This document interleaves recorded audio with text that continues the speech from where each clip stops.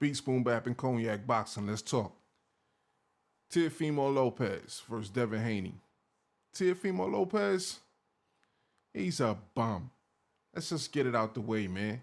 Teofimo Lopez only looked good twice in his whole life.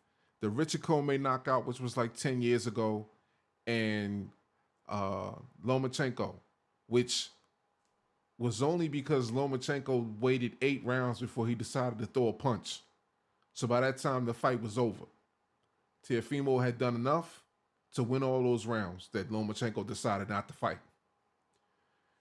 What does he do since then? Go to Australia and fight George Kambosos and gets his ass whipped. Who was George Kambosos? I don't even know.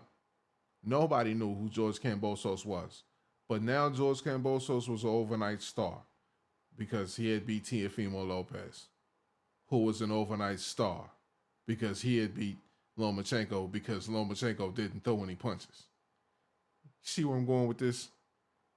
Teofimo Lopez was punching at 135. At 140, he's not punching.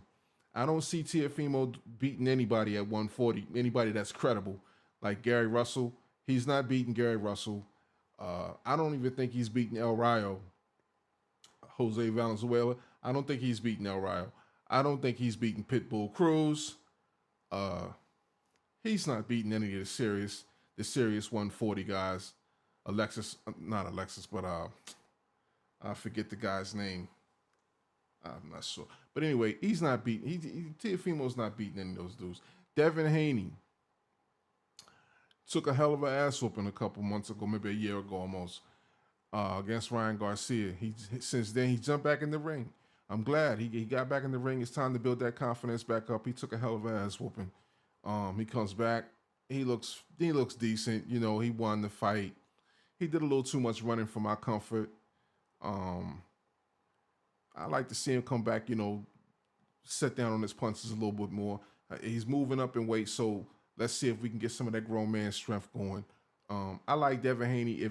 If the fight does happen with Teofimo, I like Devin Haney because I just don't think Teofimo has the confidence or the heart to deal with that level of boxing that's going to come from Devin Haney. If Devin Haney decides to actually fight and not do all that running, because all that running could hurt him on the scorecard against Teofimo Lopez. As proven, if you have to fight Teofimo, you can't stay away from him. As you can see, that's what happened with Lomachenko. Lomachenko was worried about the power and stayed away from him too goddamn long. So that's how that went. But I like Devin Haney over Teofimo Lopez. Thing about Devin is he's got to build his confidence back up. He's got to build that confidence back up. Like I said, he did too much running this last fight he just had. I like to see him slow down a little bit, get that confidence back up, get that boxing ability back up, that boxing IQ. A rematch against Ryan? I don't know. I'm not sure I like that either because I don't think what Ryan did to him is 100% the Osterine stuff. It's because of the way Devin got caught with those hooks. That's not Osterine. That's you getting caught with those hooks. Be working on that. You work on defense. It's not the first time your opposition has thrown a hook at you. You're a former undisputed. You've been ducking and slipping hooks your whole life. What is it about Ryan's hook that you can't seem to? And if you can't man up to Ryan's hook, what were you going to do with Tank? What were you going to do with Gervonta Davis's hook? Don't go out like Leo Santa Cruz.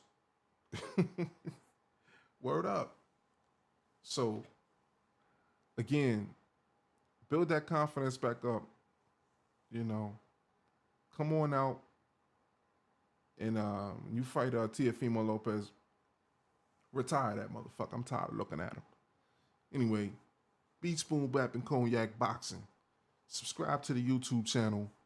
Follow us on Facebook at Beat Spoon Bap and Cognac. Follow us on TikTok at 4040 Legend.